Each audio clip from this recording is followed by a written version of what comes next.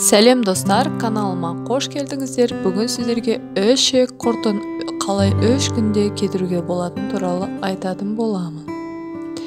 Орта көлемдегі пиязды майдалап турап, үстінен 1 стакан қайнаған су құйыңыз.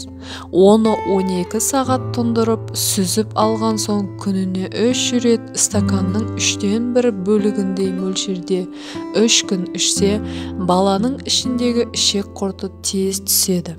Қымыздық, яғни шавель шөбі де балалардағы ішек құртының түсіне жәрдемдесе алады. Ол үшін дәріханадағы отыннан арылған арнайы шөпті алу қажет. Оның 1 килосын 1 литр банкадағы қайнаған суға салып, ішінде суы бар эмаль ыдысқа мұқият отырғызыңыз. Енді оны 2 сағат өте баяу қайнату қажет. Сосын суығанша күтесіз де сүзіп алып, үстінен 50 грамм шекер қосасыз. Осы тұнбаны таусылғанша күнде астан 15 минут бұрын 2 ұрттам ішу қажет.